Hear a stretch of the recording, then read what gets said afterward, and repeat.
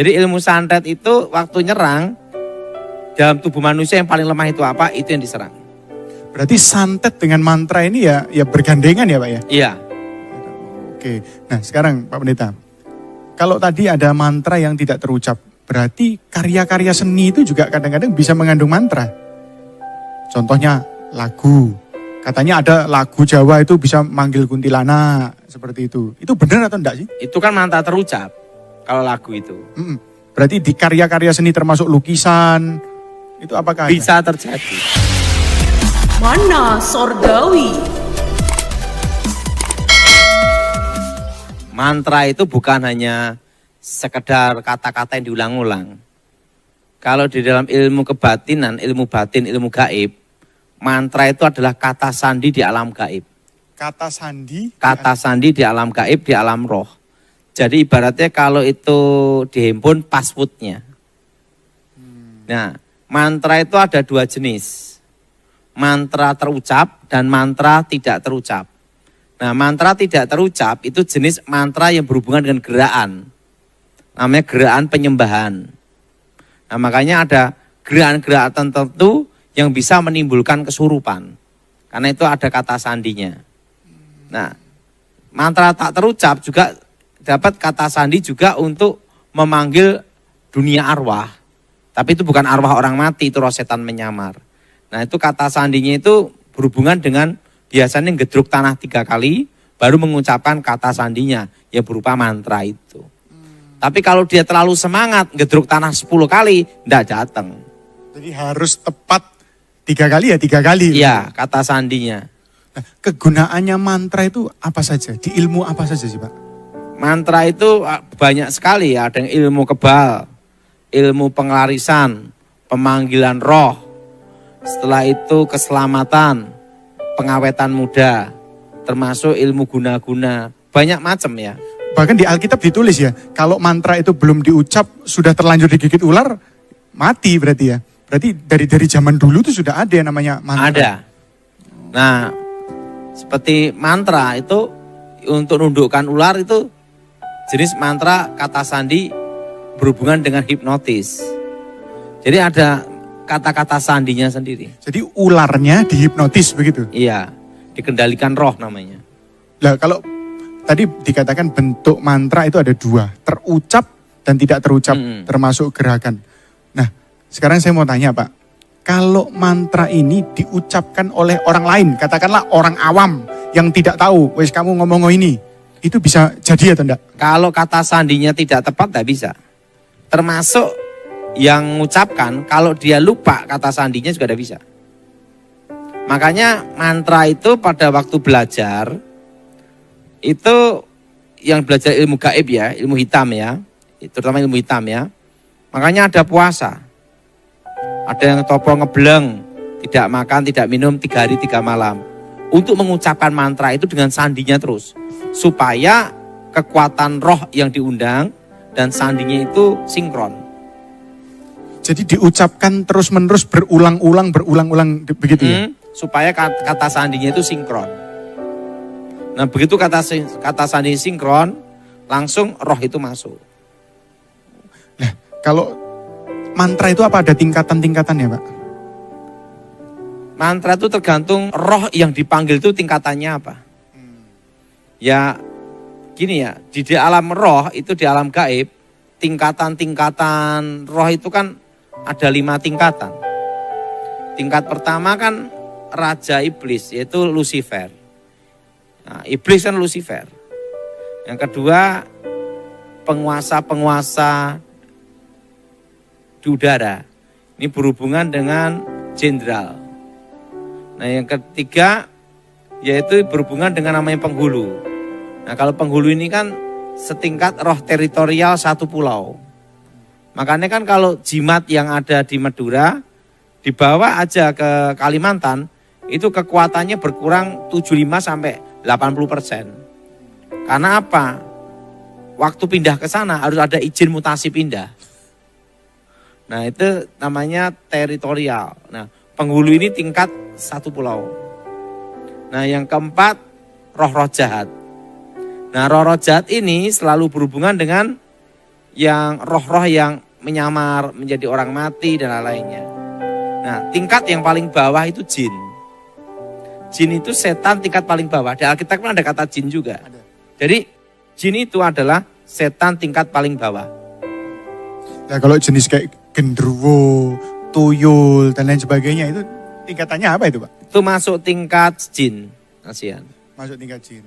Pak, diceritakan pengalaman mengenai mantra ini apa yang paling berkesan? Dalam arti pada waktu Bapak sebagai hamba Tuhan menghadapi yang namanya orang yang merapalkan mantra kepada Bapak. Oh sering ya. Setengah dari hidup saya kan adalah peperangan. Nah, ada yang baca mantra, ilmu kebal, ngetes. Dia dibacok enggak apa-apa, di karten enggak apa-apa. Ya saya doain darah Yesus ya rontok juga. Misalnya ada yang berdiri di atas pedang. Itu banyak sekali kasus-kasus seperti itu. Misalnya kiriman santet, kiriman mantra-mantra guna-guna. Kan nanganin kasus itu saya tuh sudah puluhan ribu ya, sampai lupa. Saking banyaknya. Saya dengar katanya ada bahkan orang yang melakukan tindak kejahatan ngerampok rumah itu pakai mantra, orang bisa tidur semua Pak. Itu ilmu sirap, saya dulu punya. Jadi ilmu sirap itu, kalau dulu nama ilmu sirap saya namanya sirap Begonondo. Jadi begitu mantra diucapkan, itu malam ya. Itu harus arah anginnya sama. Nah repotnya angin balik itu. Makanya kalau orang mau nyirep harus lihat arah angin. Saya itu wetonnya. Weton, san daerah itu apa. Penunggu di situ apa. Itu baca mantra, arah anginnya tepat, langsung satu kampung tidur semua. Nah dulu ngerampok gitu, orang ngerampok ilmu sirep. Kalau saya dengar dari Pak Pendeta, berarti orang yang menggunakan ilmu hitam aja mau melakukan sesuatu itu ada aturan. Lihat wetonnya, lihat arah mata angin dan lain sebagainya. Iya. Repot ya. Nah tapi kalau sekarang jadi hamba Tuhan, di kekristenan itu sebenarnya ada aturan-aturan itu atau asal kita pokoknya dalam nama Yesus semuanya beres? Ya ada aturan. Aturannya percaya. Kedua, jangan aneh-aneh lah. Kadang itu orang itu jadi batu sandungan, aneh-aneh. Misalnya bawa dikasih garam lah, dikasih air yang dari mana lah, tidak ada pengaruhnya. Sebenarnya itu yang penting iman kita lah. Dan aturannya apa ya, sesuai hukum Tuhan aja lah. Gak usah neko-neko itu. Oke. Pak, ini dampaknya orang yang kena mantra itu biasanya apakah dia itu tiba-tiba jadi linglung atau dia kelihatan enggak sih orang kalau kena mantra itu dampaknya kelihatan atau enggak? Kelihatan, kalau kena guna-guna itu mata kosong. Kedua kalau kena santet, jadi gini ya. Cara ilmu santet bekerja masuk dalam tubuh yang paling lemah dalam diri manusia yang dituju. Makanya santet itu tergantung yang lemahnya apa? Perut, yang kena bagian perut. Lemahnya kepala, yang kena bagian kepala. Kaki, yang kena kaki bagian kaki. Gitu. Jadi ilmu santet itu waktu nyerang dalam tubuh manusia yang paling lemah itu apa? Itu yang diserang. Berarti santet dengan mantra ini ya bergandengan ya Pak ya? Iya. Oke, nah sekarang Pak Pendeta, kalau tadi ada mantra yang tidak terucap, berarti karya-karya seni itu juga kadang-kadang bisa mengandung mantra. Contohnya lagu, katanya ada lagu Jawa itu bisa manggil kuntilanak, seperti itu. Itu benar atau enggak sih? Itu kan mantra terucap, kalau lagu itu. Berarti di karya-karya seni termasuk lukisan, itu apakah bisa terjadi. Nah kalau berhubungan dengan benda, itu bukan hanya mantra, itu berhubungan dengan jimat. Nah, film Indonesia, film horor Indonesia. Wah, setan Indonesia ini lebih serem daripada setan Eropa. Nah kok bisa Pak Pendeta? Lah di Eropa kan jarang ada suster ngesot. Kuntilanak, sundel bolong. Film-film Indonesia, film-film itu apakah menggunakan ilmu-ilmu hitam? Belum tentu juga. Kita kan tidak bisa sapu rata ya. Tidak bisa, belum tentu. Tetapi kalau Pak Pendeta misalnya pernah lihat nggak sih film-film hantu Indonesia itu? Saya terus terang tidak suka ya. Karena udah bosen. Karena udah ngelihat setannya sendiri. Saya itu penasaran Pak Pendeta. Apakah dari film itu kelihatan kan bisa lihat oh ini pakai ilmu, enggak pakai ilmu. Saya jarang lihat kayak gitu tuh. Jarang ya. Nah, kalau dari lagu-lagu sendiri, apakah lagu-lagu yang diciptakan ada beberapa lagu itu yang mempengaruhi kita karena dia isinya adalah mantra-mantra, terutama Ada. lagu-lagu barat yang membuat Ada. katanya dulu ada orang kalau habis denger lagu pengennya bunuh diri. Ada. Itu namanya gelombang otak. Kalau itu jenis lagu yang dipersembahkan ke iblis dan itu kata-katanya pun untuk mempengaruhi gelombang otak. Itu hampir mirip dengan apa tuh gelombang seperti mempengaruhi alam bawah sadar, getaran frekuensi namanya. Bisa. Lagu itu bisa dipakai Tuhan, tapi lagu bisa dipakai setan. Nah, Pak, saya mau tanya sebenarnya ini. Dampaknya orang yang kena mantra, kalau orang percaya itu bisa enggak? Kan Alkitab berkata dalam Bilangan 23 ayat 23, tidak ada mantra yang mempan terhadap Yakub maupun tenungan terhadap Israel. Artinya kalau kita hidup dalam Tuhan itu tidak bisa kena, kecuali ada celah. Nah, ini celah ini menarik. Berarti orang percaya kalau berbuat dosa, mantra itu bisa masuk. Nah, celah ini selalu berhubungan dengan dosa yang mengikat. Nah, mantra kan ada dosa yang mengikat, ada dosa yang tidak mengikat. Nah, dosa yang mengikat itu contohnya itu berzina. Kedua ngerokok, itu mengikat. Merokok, nah ini kalau jemaat Tuhan ini harus digarisbawahi. Merokok itu adalah ikatan. Itu kena. Sekalipun pendeta lah ngerokok disantet pasti ambruk. Karena itu dosa mengikat. Dosa kan ada dosa yang mengikat dan ada dosa yang tidak mengikat gitu loh. Ceritain pengalaman Pak mengenai orang yang dalam tanda petik orang yang minta bantuan dari Pak Pendeta yang kena mantra tingkat tinggi. Nah itu seperti apa? Banyak ya. Saya nangani kasus di Kalimantan itu ada. Itu minta pesugihan buaya putih. Saya itu kasus pada waktu kerusuhan Sampit. Perang Dayak Madura. Palangka sampai Pangkalan Bun. Terusan kasus pada waktu pelayanan di daerah Sulawesi sama Pak Gilbert. Sama NTT Kupang. Banyak. Coba Pak cerita satu yang paling berkesan. Dalam hidup saya itu, saya punya lawan berat itu sekali aja. Waktu berhadapan dengan tokoh sakti India.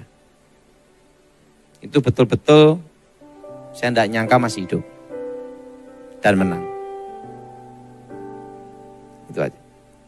Karena waktu itu kan saya atas perintah ya. Kiriman dari India itu sudah melewati lintas laut, lintas apa? Bisa sampai sini. Berarti benar-benar sakti betulan. Setengah dewa. Jadi ibaratnya saya menghadapi manusia setingkat setengah dewa. Saya pernah dengar kesaksian Bapak mengenai hal ini. Tapi banyak yang omong katanya itu kan cuman bohong-bohongan. Untuk narik, maksudnya orang itu untuk narik pengikut itu bohong-bohongan, itu sulap semua. Berarti itu benar-benar memang orang ini berilmu ya Pak? Memang berilmu. Saya kan ditugaskan waktu itu. Jadi nugaskan saya kan juga sudah meninggal juga.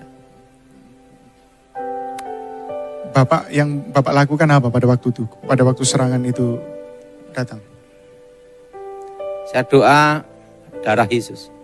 Hancurkan mantra, darah Yesus hancurkan kutub.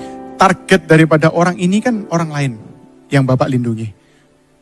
Kenapa kok bisa sekarang tiba-tiba dia langsung berhadapan? Berarti di alam roh ini dia tahu Pak ya, ini yang membentengi, ini yang melindungi. Iya. Kalau sistem pengamanan kan ya, kan seperti ini. Kita boleh mati, tapi yang kita amankan harus hidup. Nah waktu itu kan saya diminta untuk mengamankan presiden. Sama Pramono Edi Wibowo. Jadi apapun alasannya, apapun ininya, sebelum menyampai ke beliau harus saya dulu. Saya mau tanya Pak, kalau ada orang kena ilmu, kemudian kita mendoakan orang ini, di alam roh tahu ya, berarti ini yang membela. Tahu, Berarti kemudian saya jadi target utamanya dong. tahu. Ini ada cerita lagi. Ilmu terawang itu ada 2 jenis. Terawang langsung pakai yang namanya itu kekuatan mantra. Langsung dengan air kembang itu telur, kaca, saya itu gini. Itu terawang. Tapi ada juga terawang yang tingkat tinggi. Itu pakai namanya burung. Biasanya yang dipakai itu burung elang. Saya pernah nangani kasus itu. Jadi dengan ilmu terawang, elangnya datang. Elangnya komunikasi. Waktu itu kan saya diminta sama jenderal ya. Elangnya komunikasi. Kita doakan orang yang kena ilmu itu berarti kita ini jadi sasaran dong Pak. Iya. Berarti kalau hidupnya setengah-setengah, lebih baik enggak usah doakan orang yang seperti itu ya. Karena bisa kena serangan balik sendiri, repot sendiri dong berarti. Saya itu dalam hidup selalu percaya pembelaan Tuhan. Kita tidak bisa mengatakan setengah atau tidak setengah. Karena saya sangat percaya yang disebut Tuhan membela firman-Nya. Sekalipun itu bukan pendeta, tapi dia percaya Tuhan membela firman-Nya. Jadi, tidak bisa kita katakan menghakimi orang setengah-setengah. Harus lihat dari kehidupan doanya gimana ya. Ya berarti terutama itu kehidupan doa yang menentukan bahwa orang itu. Pak, sekarang saya mau tanya lagi Pak Pendeta. Banyak di antara kita pastilah, di antara semua yang menonton pernah melihat orang kerasukan. Kemudian saya tanya ini diusir 5 jam tidak keluar-keluar. Itu apa? Kendalanya apa? Kadang itu belum tentu kerasukan. Saya pernah nangani satu kasus seorang pembantu dikira kerasukan. Waktu dikira kerasukan, berhari-hari dilayani pendeta. Sampai pendetanya teler semua. Nah, saya diminta datang ke sana, itu petugas pajak itu. Saya lihat, ini bukan kena ilmu hitam, bukan kuasa gelap, kejiwaan. Akhirnya langsung tak suruh berdiri ya. Berdiri, saya ngomong, ini bukan setan. You terus terang apa? Yang kamu minum. Nggak taunya dia punya pacar, dikasih pil koplo. Dia ngomong kalau ingin tidur, ingin sehat, seger, minum ini itu. Jadi minum pil koplo itu ya langsung teler. Telernya kayak orang kerasukan. Oh gitu. Pak, sekarang kalau misalnya kita kembali ke mantra. Nah, mantra-mantra itu ditujukan kepada kita. Apakah itu bisa selalu menunggu waktu yang tepat untuk kena kepada kita, atau begitu mental ya sudah hilang? Atau dia menunggu? Menunggu. Makanya iblis itu selalu takut ya. Menunggu. Makanya kan saya selalu mengajarkan setiap hari doa, darah Yesus sucikan tubuh jiwa rohku, darah Yesus bentengi aku. Langkahnya apa Pak? Setelah berdoa ini apakah tidak perlu ada langkah yang lain? Ada yang perlu katanya pentahiran, masuk air, atau apa? Enggak. Saya dalam hidup saya enggak mau gini, kalau bisa dipermudah, kenapa dipersulit? Gitu loh. Iman kan enggak terlalu sulit-sulit amat, yang penting percaya. Jadi janganlah terlalu melebih-lebihkan, harus merendam air lah, mandi minyak lah, enggak lah. Saya doa, darah Yesus sucikan tubuh jiwa rohku. Ajari Pak, ajari doanya. Kita tutup, tapi Bapak ngajari cara berdoanya sambil kita tutup setelah itu. Doanya, darah Yesus sucikan tubuh jiwa rohku. Darah Yesus bentengi aku. Bebaskan kami dari yang jahat. Sederhana, begitu aja? Itu aja. Nah itu perlu ulang-ulang supaya merasuk atau cukup sekali ya sudah begitu? Saya kalau diulang-ulang kan juga orang kurang kerjaan. Pokoknya setiap kali saya bangun tidur, mau doa pagi, doanya itu dulu. Waktu makan, itu dulu. Mau tidur, itu dulu. Mau kerja, layanan, itu dulu. Mau khotbah, itu dulu. Karena yang tak hafalnya hanya itu doang. Yesaya pasal 53. Siapakah yang percaya kepada berita yang kami dengar? Dan kepada siapakah tangan kekuasaan Tuhan dinyatakan?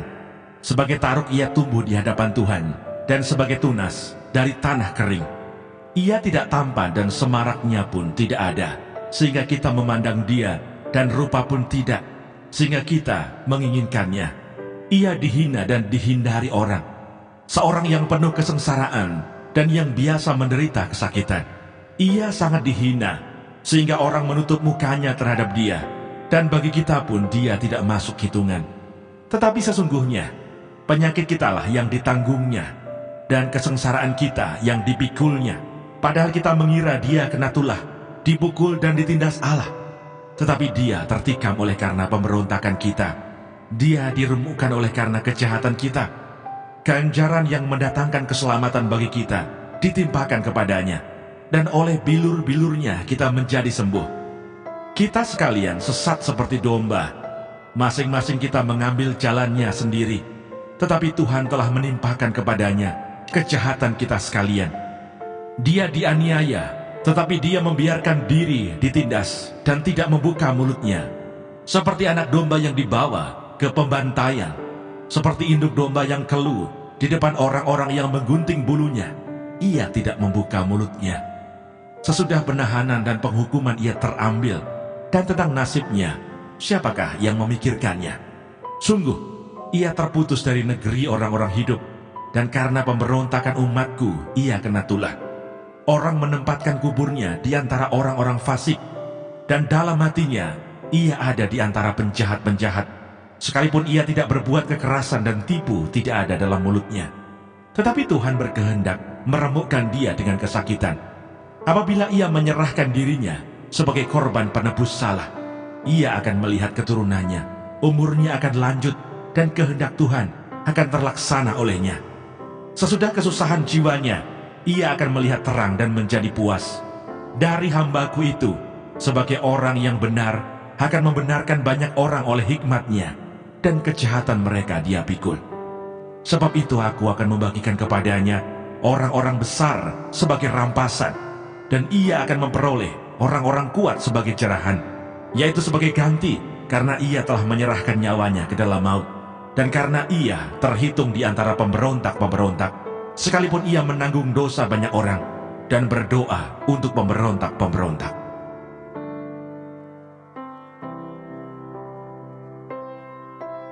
Yesaya pasal 54. Perjanjian damai dengan Sion.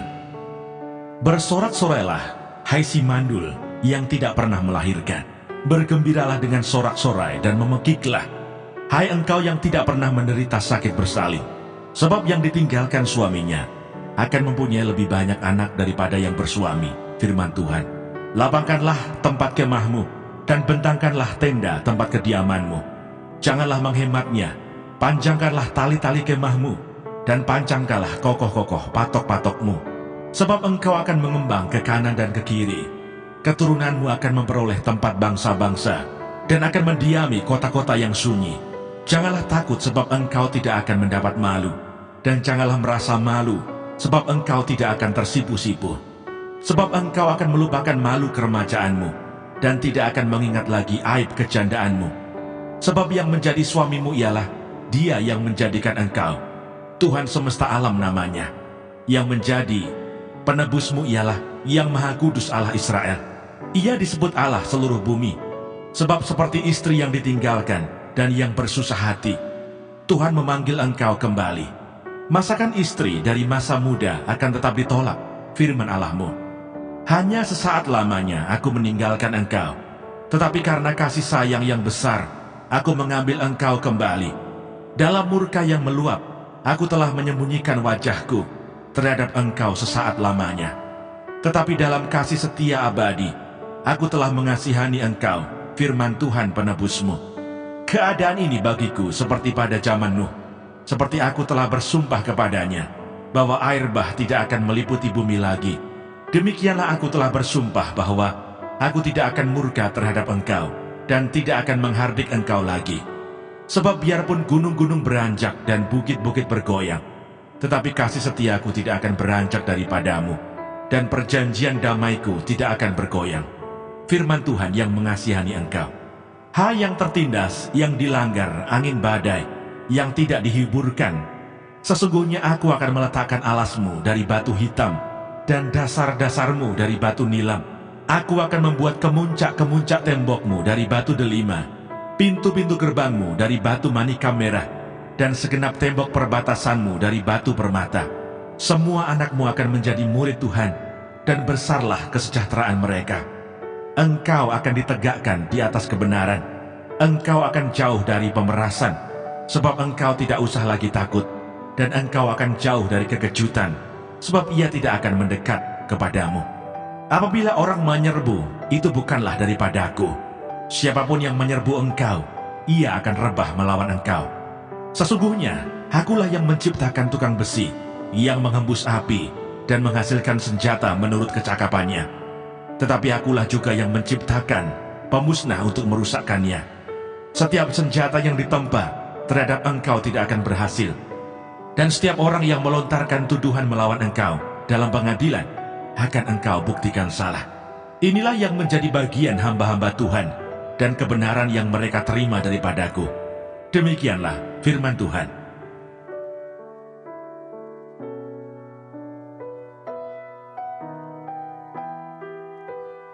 Yesaya pasal 55. Seruan untuk turut serta dalam keselamatan yang dari Tuhan. Ayo, hai semua orang yang haus, marilah dan minumlah air. Dan hai orang yang tidak mempunyai uang, marilah, terimalah gandum tanpa uang pembeli dan makanlah, juga anggur dan susu tanpa bayaran. Mengapakah kamu belanjakan uang untuk sesuatu yang bukan roti, dan upah jerih payahmu untuk sesuatu yang tidak mengenyangkan? Dengarkanlah aku, maka kamu akan memakan yang baik, dan kamu akan menikmati sajian yang paling lezat. Sendengkanlah telingamu dan datanglah kepadaku. Dengarkanlah, maka kamu akan hidup. Aku hendak mengikat perjanjian abadi dengan kamu, menurut kasih setia yang teguh, yang kujanjikan kepada Daud. Sesungguhnya aku telah menetapkan dia menjadi saksi bagi bangsa-bangsa, menjadi seorang raja dan pemerintah bagi suku-suku bangsa. Sesungguhnya engkau akan memanggil bangsa yang tidak kau kenal, dan bangsa yang tidak mengenal engkau akan berlari kepadamu. Oleh karena Tuhan Allahmu, dan karena Yang Maha Kudus Allah Israel, yang mengagungkan engkau. Carilah Tuhan selama ia berkenan ditemui. Berserulah kepadanya selama ia dekat. Baiklah orang fasik meninggalkan jalannya, dan orang jahat meninggalkan rancangannya. Baiklah ia kembali kepada Tuhan, maka dia akan mengasihaninya. Dan kepada Allah kita, sebab ia memberi pengampunan dengan limpahnya. Sebab rancanganku bukanlah rancanganmu, dan jalanmu bukanlah jalanku. Demikianlah firman Tuhan. Seperti tingginya langit dari bumi, demikianlah tingginya jalanku dari jalanmu, dan rancanganku dari rancanganmu. Sebab seperti hujan dan salju turun dari langit, dan tidak kembali ke situ, melainkan mengairi bumi, membuatnya subur, dan menumbuhkan tumbuh-tumbuhan, memberikan benih kepada penabur, dan roti kepada orang yang mau makan. Demikianlah firmanku yang keluar dari mulutku. Ia tidak akan kembali kepadaku dengan sia-sia, tetapi ia akan melaksanakan apa yang ku kehendaki, dan akan berhasil dalam apa yang kusuruh kepadanya. Sungguh, kamu akan berangkat dengan sukacita, dan akan dihantarkan dengan damai. Gunung-gunung serta bukit-bukit akan bergembira, dan bersorak-sorai di depanmu. Dan segala pohon-pohonan di padang akan bertepuk tangan. Sebagai ganti semak duri, akan tumbuh pohon sanobar, dan sebagai ganti kecubung, akan tumbuh pohon murad. Dan itu akan terjadi sebagai kemasyuran bagi Tuhan, sebagai tanda abadi yang tidak akan lenyap. Mana Sorgawi.